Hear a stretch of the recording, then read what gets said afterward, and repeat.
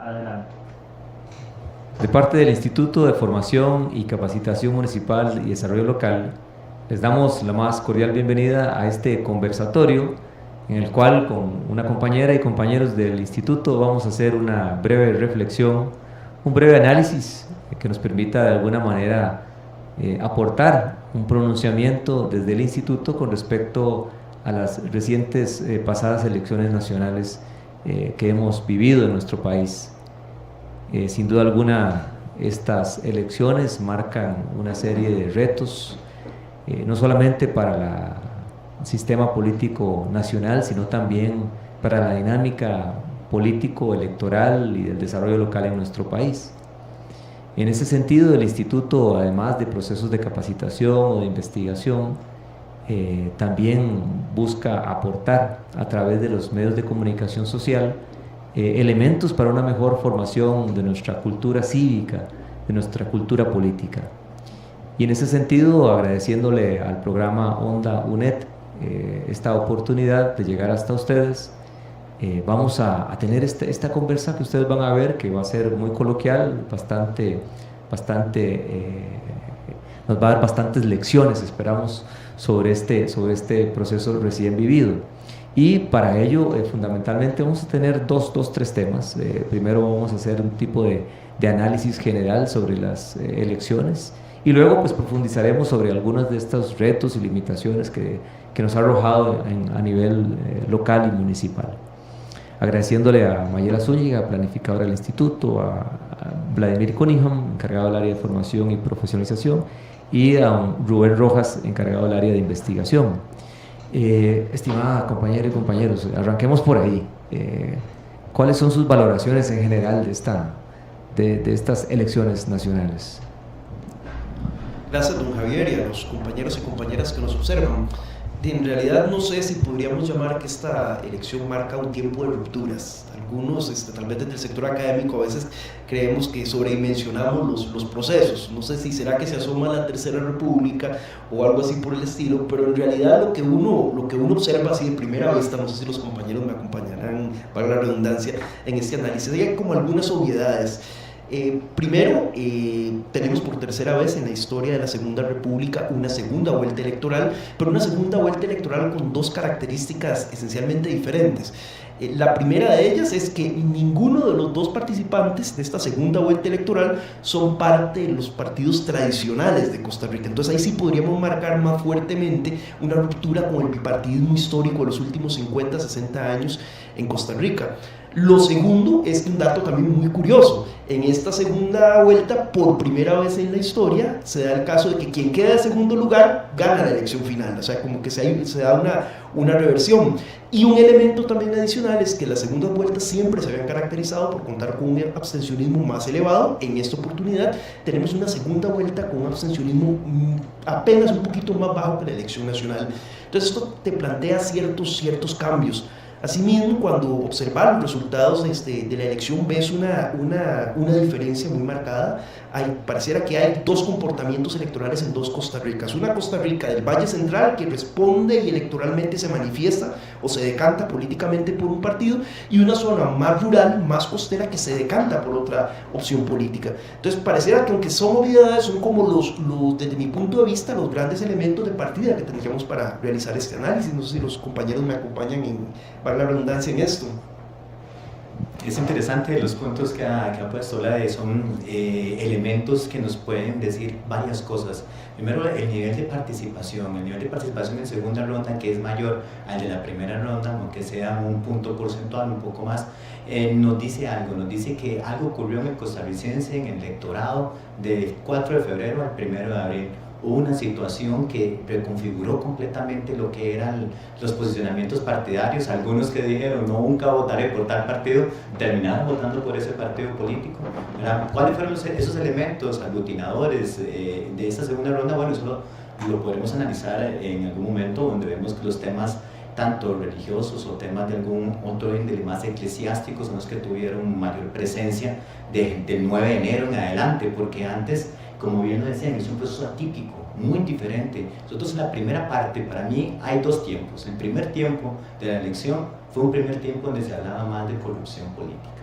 ¿Y qué era, y a qué se debía eso? Se debía a la coyuntura actual. Teníamos el caso del cementazo recién, no tan recién, saliendo a la, opinión, a la luz pública, pero sí por lo menos teníamos un poquito más de trajín diario en los medios de comunicación, que siempre existía un elemento nuevo que se le agregaba, y eso generaba que la gente estuviese más pendiente sobre esas temáticas de corrupción. Y si vemos la primera parte de esa campaña, los partidos políticos que tenían más presencia en medios de comunicación, su mensaje era enfocado a que yo no soy corrupto y mi equipo de campaña es el menos corrupto de todos, así por tanto vamos a poder gobernar de la mejor manera. Entonces eso era un elemento que aglutinaba en ese momento, y es diferente a lo que sucedió después del 9 de abril y que reconfigura completamente el escenario de la preferencia electoral según los sondeos, y al mismo tiempo nos da una nueva visión y un posicionamiento de los partidos políticos que no logran alcanzar a atraer a la cantidad de votantes, y por algo los más tradicionales, los que tienen más de 40 años de existir, no se pueden reconfigurar a tiempo y su estrategia decae. Entonces, dos partidos políticos que estaban un poquito más rezagados en la intención de voto según los sondeos son los que resurgen. ¿Y resurgen por qué? Por sus claros posicionamientos ante el tema de derechos humanos, y eso es un punto interesante que podemos retomar en la conversa. A mí, pues, me parece que estoy totalmente de acuerdo con los compañeros, pero sí quisiera rescatar el tema de el papel de los medios de comunicación. O sea, yo creo que ese es un tema que se mantiene en este proceso electoral, cómo los medios de comunicación posicionan uno u otro tema, y de hecho la discusión sobre el tema de derechos humanos y el posicionamiento de valores de iglesias hace que los temas centrales de discusión que uno esperaba que se tomara en esta elección, que era el tema fiscal, que es el problema central del país, se dejen de lado, ¿verdad? Y entonces, obviamente que quienes asumen más protagonismo en los procesos en la segunda ronda es quienes tienen posiciones más claras en los temas que posicionaron los medios de comunicación. Entonces, y el otro tema que me interesa, ¿verdad?, es el tema de las encuestas, ¿verdad? Sí. Cómo ese instrumento que antes marcaba mucho la intención de voto deja de ser vigente, ¿verdad? Entonces, a llamar, porque el tema de las encuestas es un tema de académicos, ¿sí?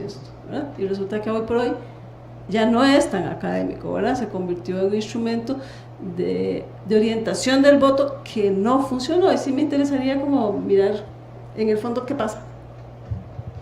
Bueno, para complementar lo que mencionaba Maye y vos, Vladi, con respecto a ciertos temas que no se tocaron, nosotros, estimadas personas que nos acompañan, trabajamos en el instituto mucho directamente con las comunidades y con municipios que están en situaciones, por lo general, pues llamaríamos de una fuerte vulnerabilidad y exclusión. Lo que a mí me arroja, y creo que ya se mencionó, es que al parecer hay evidencia de estas elecciones, digamos, si uno lo viera geográficamente, evidencia las dos Costa Ricas que mencionaba Vladimir en el previo a esta conversa.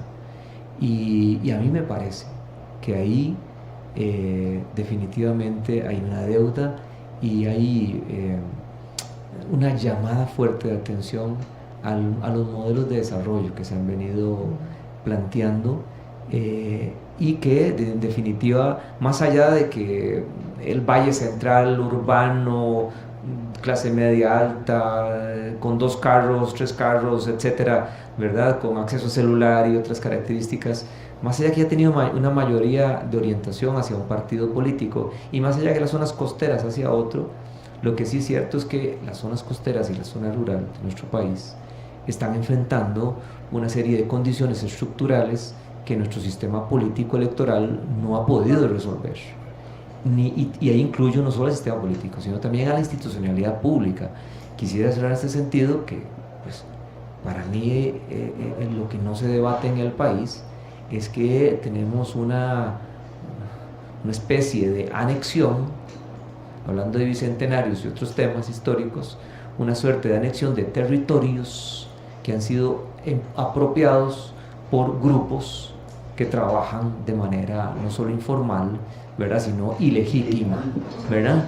Y ahí donde estas comunidades, más allá del tema de por quién votaron, es que están viviendo una realidad de una simetría total con la mayoría de la parte, digamos, de la región central del país. Entonces ahí me parece que sí, que ahí hay una fuerte llamada de atención, y que ya el país, uno antes quizás lo veía de alguna forma, bueno, es que, perdón la expresión, verdad es que los mariachis están de este lado y los pericos de este lado, y más o menos uno ubicaba. Ahora pareciera que no es tanto esa tradición, sino es su realidad socioeconómica, ¿verdad?, la que podría estar determinando, y verá esas expectativas de mejora, que más allá de por qué hayan decantado por uno u otro en un último momento, me parece que hay una llamada de atención para todos.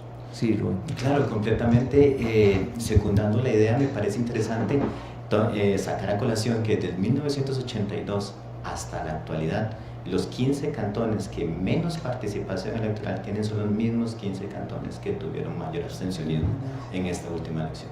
Es algo que más bien nos genera ese pensamiento que nos está diciendo don Javier desde la raíz, desde cuándo se inicia Costa Rica realmente a trabajar este sistema económico que tenemos ahora, cuándo inician los primeros pasos. Tenemos la debacle a finales de los 70 del modelo anterior, y al inicio de los 80 empiezan a implementarse las nuevas políticas económicas que de alguna u otra manera influyen en la escasa participación de estos lados, pero también hay otros aspectos que habría que investigar y analizar un poco más sobre qué es lo que determina esa participación, a partir de qué participo, a partir de qué no participo, pues si solo por mi condición socioeconómica, o será realmente por una falta de interés en política partidaria, y tal vez más en política comunal, ¿verdad?, a partir de entornos de asociaciones de desarrollo integral o algún otro grupo formal o no formal. Ahí sería lo interesante analizar estos dos puntos. No me interesa la política partidaria de cada 4 años,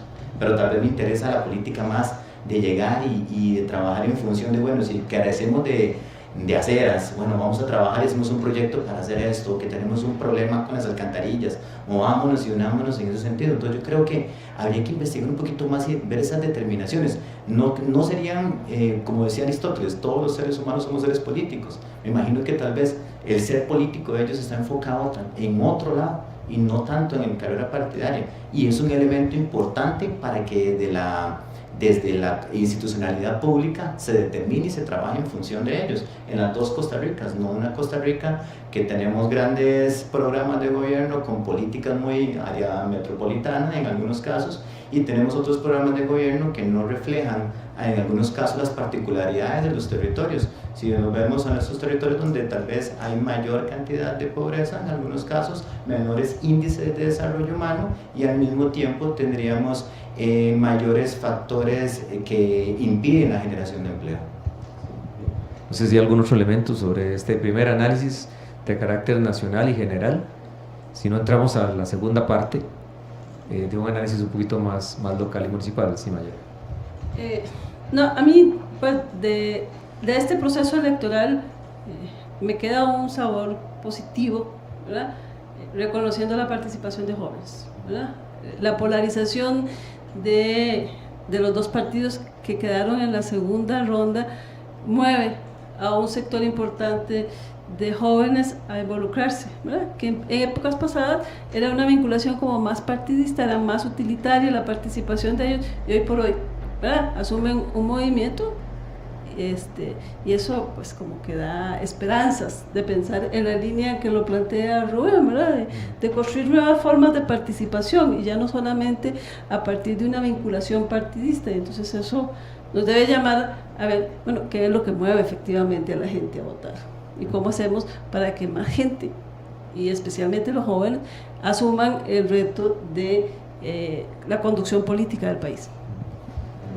Veces ahora que Mayela acaba de señalar este último elemento, podríamos estar hablando de un relevo generacional, de una nueva generación que ahora es la mayor parte del electorado, que no tiene aquellas lealtades partidarias que heredamos de la guerra civil del 48, que fue como la gran fractura, y eso fue lo que convirtió al país, o polarizó al país, o canalizó al país en dos corrientes ideológicas: o eras liberacionista o eras mariachi social cristiano. Parece que este relevo generacional, la gente que ahora es la mayor parte del padrón, que no está ligada a estas lealtades históricas, es gente que vota de manera multitemática. ya no votamos por el partido, votamos por el candidato.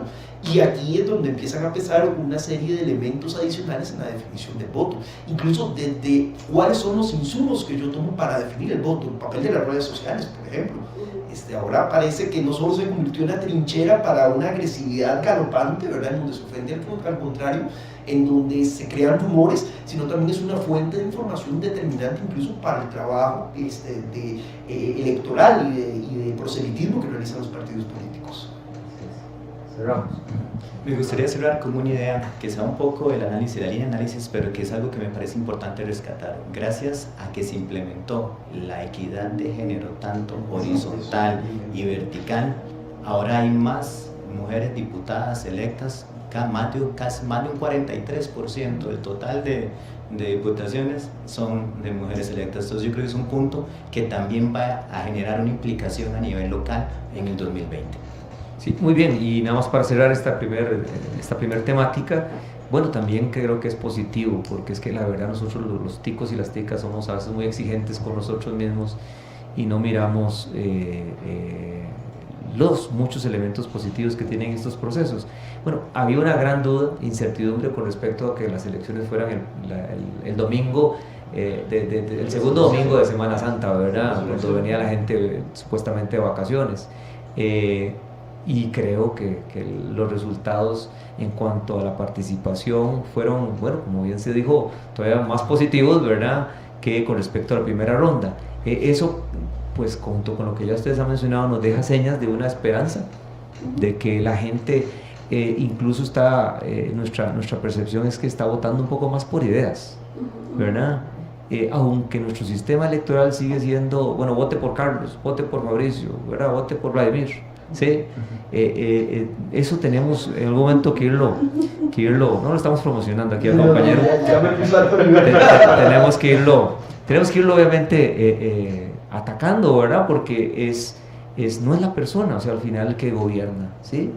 Es un equipo, es un partido y es además, ojalá con una ideología pues planteada, ¿verdad?, y con claridad.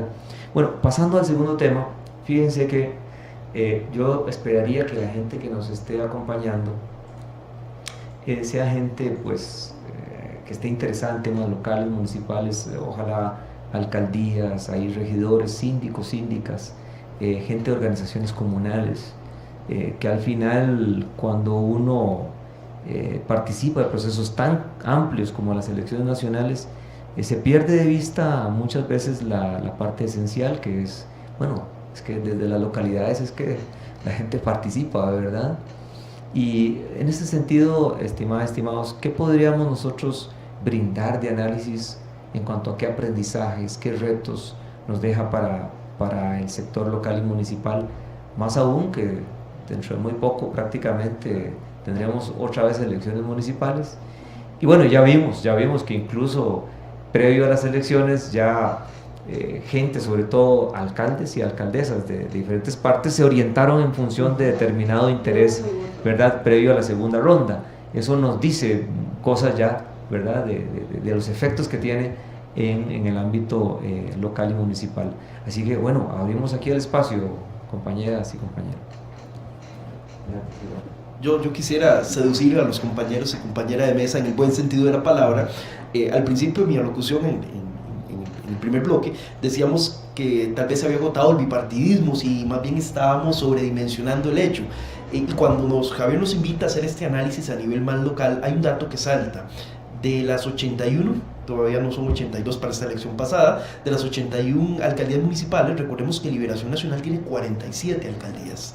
Inclusive el tema de diputaciones, que las diputaciones se eligen provincialmente. Liberación Nacional queda en tercer lugar de la carrera por la presidencia de la República, pero gana el poder legislativo, o sea, al menos es el partido que tiene más diputaciones, 17, seguido de la Unidad Social Cristiana en términos de alcaldías, muy atrás, ¿verdad?, con 14 alcaldías en este periodo y 9 diputaciones. Entonces, ¿será que el espacio local o esas estructuras territoriales locales son el espacio donde todavía se ha refugiado, para ponerlo en términos metafóricos, ese bipartidismo? cuánto pesa la estructura y la maquinaria partidaria en estos procesos locales, cuánto el líder o lideresa local que nos debe estar escuchando y viendo en esta plática tiene que conocer de estas dinámicas, de estas estructuras que a veces condicionan mucho la labor de gestión comunitaria que desarrollan muchos líderes y lideresas. A veces es esa estructura de partidos, esa asamblea cantonal, el espacio que inhibe o que impide que liderazgos democráticos emergentes participen efectivamente. Creo que es una lectura que tenemos que hacerla considerando estos elementos. Es importante esa lectura territorial, porque es una lectura que si nos ponemos a determinar a nivel, por lo menos, diputacional en estas elecciones, vemos que, sí, en Liberación 17 diputaciones. ¿A qué se debe esto? Y vemos 9 del Partido Unidad Social Cristiana, ¿verdad? Si vemos esas dos y analicémonos un poco más de fondo, si vemos el segundo lugar, que es Restauración Nacional con 14 diputaciones, pero a ese le podemos llamar un efecto coyuntural, es un efecto de burbuja. Normalmente ese mismo efecto burbuja que se infla y que estalla en el siguiente proceso electoral le sucedió al Frente Amplio. Tenía de paso en 2010-2014 de una diputación a 8 o 9 diputaciones, y ahora lo mismo le sucede a Restauración, de 1 a 14 diputaciones. Esos dos los veo casos aislados, son casos diferentes, coyunturales, que luego se determinan por discursos o posicionamientos del momento. Pero estos dos partidos políticos tienen una estructura territorial que se viene trabajando desde hace 30, 40, 50 años, 60. En el caso de Liberación Nacional es una estructura arraigada territorialmente, es una estructura que si nos ponemos a determinar, cuando uno tiene más de 15, 20 años de vivir en un solo lugar, usted dice, bueno, sí, mira, ¿quién es el dirigente de Liberación? Mira, yo soy el dirigente de la Unidad Social Cristiana. La gente no se identifica. Sabe muy bien, ¿por qué? Porque antes eran un tipo de partido distinto. Vladi lo dijo anteriormente. Algo pasaba con los partidos, ya la gente no tiene ese posicionamiento partidario de que, bueno, soy mariachi o perico, no. ¿Qué fue lo que sucedió? Los partidos dejaron de transmitir las pautas de conducta, su ideología, de capacitar, de formar políticos y políticas, formar dirigentes comunales. Los partidos se volvieron atrapatodos, se le dice ahora, y que son como un discurso muy inclusivo de que yo al sector sindical le doy lo que quiere, al sector empresarial le doy lo que quiere, a las personas que de clase media y que viven en el área metropolitana les digo esto, a los de clase media pero que viven en el área rural les digo esto otro. Ahora no tienen una coherencia ideológica en sus propuestas. Entonces, ¿qué es lo que sucede acá? Hay un poco completamente alejamiento de la lectura territorial, y ese alejamiento de la lectura territorial se denota en los mismos programas de gobierno, que esos programas de gobierno son programas de gobierno generales que incluyen a las municipalidades en temas generales, pero sin tomar en cuenta especificidades de cada territorio, especificidades básicas, características que tienen que ver, ¿verdad? Por ejemplo, no es lo mismo La Cruz, el cantón de La Cruz, que tiene características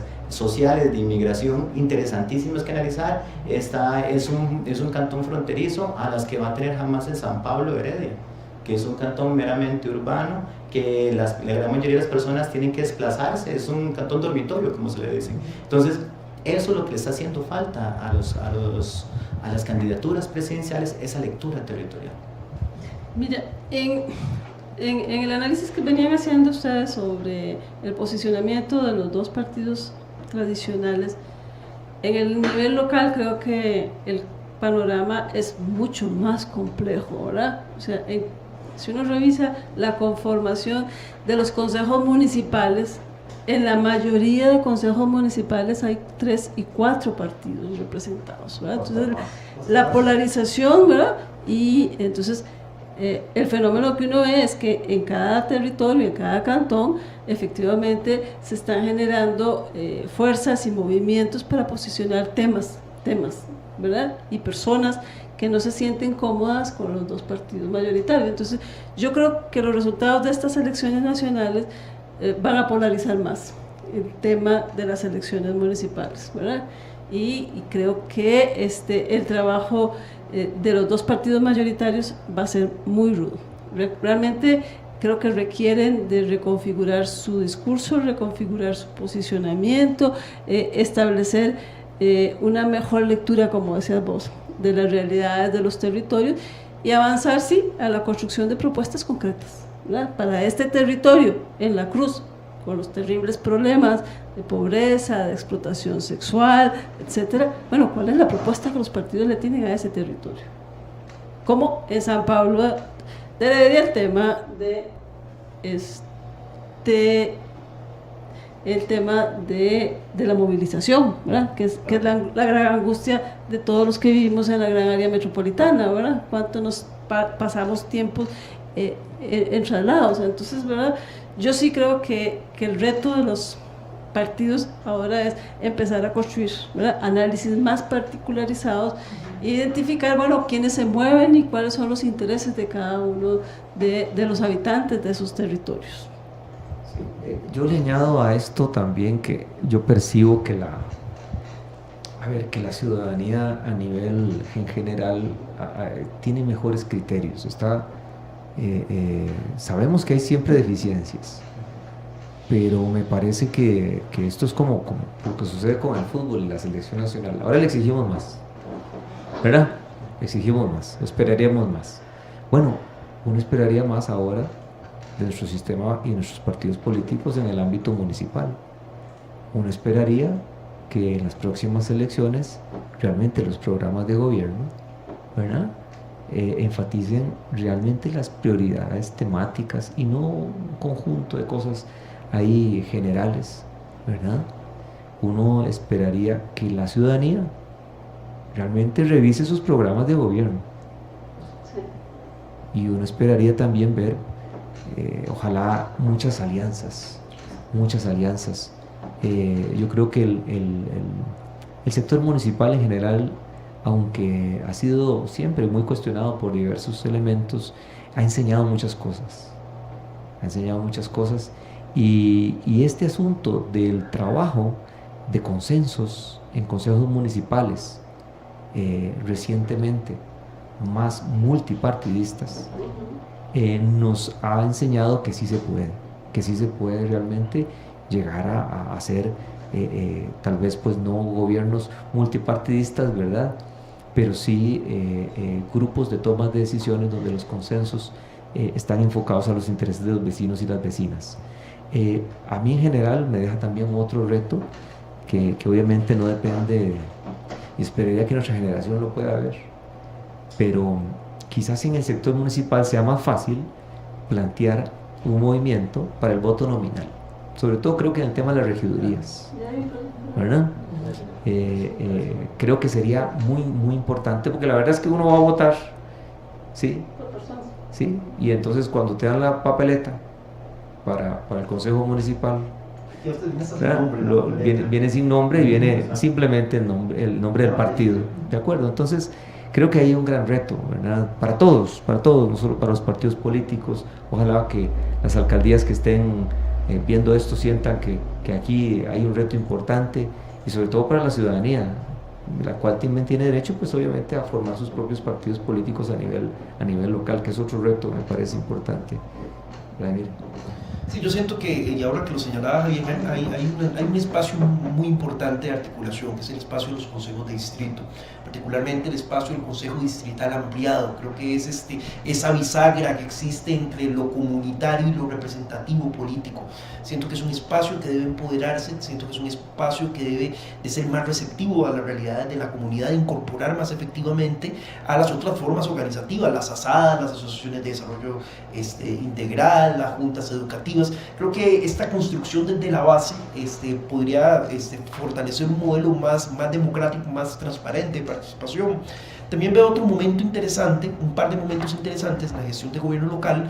Uno tiene que ver con la formulación del programa de gobierno de la alcaldía municipal. Recordemos que este programa se formula con base en un diagnóstico de la realidad cantonal.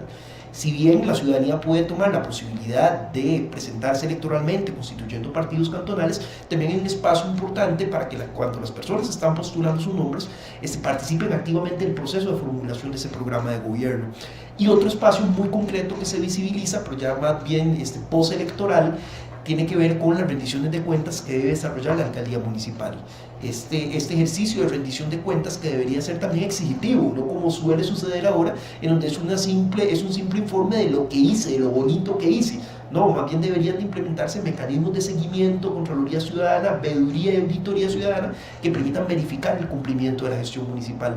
Siento que estos ejercicios irían dando un poquito de hormona de fortalecimiento al músculo comunitario en aras de que a futuro podamos avanzar, ojalá, en la presentación de candidaturas nominales a escala local. Si soy un líder o lideresa comunal reconocido en mi barrio, en donde me conocen, ¿por qué tengo que presentarme como parte de un partido político? Tengo una trayectoria de servicio comunal que me respalda, tengo planteamientos muy concretos sobre la realidad de los requerimientos del cantón y quiero llegar a que esto se convierta en política pública local, quiero llegar a ser regidor o regidora.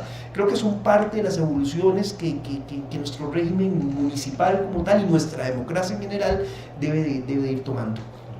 Vamos a Yo concuerdo 100% en lo que plantean de las candidaturas de forma independiente. Me parece es un paso muy trascendental en cualquiera de los ámbitos, tanto local como a nivel nacional. Eso permitiría que la gente conozca propuestas de las personas que deciden sobre esas propuestas. Entonces, eso es un punto interesantísimo. Otro que me parece a mí que es un reto del actual gobierno, y ese reto del actual gobierno empieza el 8 de mayo, cuando tiene que empezar a elaborar el Plan Nacional de Desarrollo. Y ese Plan Nacional de Desarrollo, para mí, la utopía sería que tomar en cuenta los 81 planes de desarrollo municipal que existen. ¿Por qué? Porque allá hay información relevante sobre diagnósticos del cantón, hay información relevante que pueden articularse diferentes trabajos en espacios como los consejos cantonales de coordinación interinstitucional o los COREDES, y eso es un elemento que puede permitir esa articulación multinivel que puede ayudar a mejorar la gestión municipal. Bueno, en esa línea yo sí creo que es importante, por una parte, el reconocimiento de las necesidades de los territorios, la particularización, pero también generar mecanismos de articulación efectivos. No es creando más planes, más programas, más estructuras, es realmente generando culturas, ¿verdad?, de involucramiento, de análisis, y sobre todo el tema de la rendición de cuentas. Creo que eso es fundamental, porque yo sí soy creyente de que la participación comunitaria hace que este país cambie. Muy bien, muchísimas gracias. Yo nada más quisiera añadir dos breves cosas. Uno, que yo escuché, debo decir obviamente de manera bastante limitada, las intervenciones de por lo menos de las dos candidaturas en la segunda ronda, y a mí me llamó la atención que en el caso de don Fabricio, en algunos momentos hablaba de temas como las asadas, y en el caso de don Carlos acuñaba una frase de empleos con enfoque territorial. Esto es muy importante realmente, ojalá más allá del tema discursivo, pero por lo menos en mi corta historia es la primera vez que yo escucho a candidaturas a la presidencia de la República hablando de temas que son de resorte un poco más local, más comunal, que nos atañen a ustedes y a nosotros en nuestra cotidianidad. Y lo último es hacerles una invitación. Nosotros en el instituto estamos haciendo un análisis de los programas de gobierno de los diferentes partidos que participaron en la reciente elección, y estamos haciendo un análisis desde la perspectiva de qué es lo que está planteando el Ejecutivo, en este caso el Partido Acción Ciudadana, para los próximos 4 años en el ámbito local y municipal, y por otro lado el análisis, en este caso, de los programas de gobierno de los partidos que tienen representación en la Asamblea Legislativa y que de cierta manera presentan alguna agenda que tiene también elementos municipales o locales. Este estudio prontamente lo estaremos subiendo a nuestro sitio web, así que si a ustedes les interesa ese análisis, sobre todo en la perspectiva que planteaba Vladimir, de rendición de cuentas, ¿verdad?, que pasar de un Estado, de un gobierno más representativo a un sistema más participativo, pasa definitivamente por ustedes y por nosotros, ¿de acuerdo? Y en ese sentido, lo primero es, bueno, ver no qué hay para mí, sino qué hay para las comunidades y nuestros territorios, ¿verdad? En qué se comprometieron y en qué además yo tengo que colaborar para que esas metas se logren. Pero eso pasa si revisamos, ¿verdad?, en detalle estas propuestas por las cuales se votó o no se votó. Les agradecemos, gracias a Rubén, a Vladimir, a Mayela, de nuevo el agradecimiento al programa Onda ONED, que nos ha permitido este espacio y agradeciéndoles a ustedes que nos hayan acompañado en el mismo.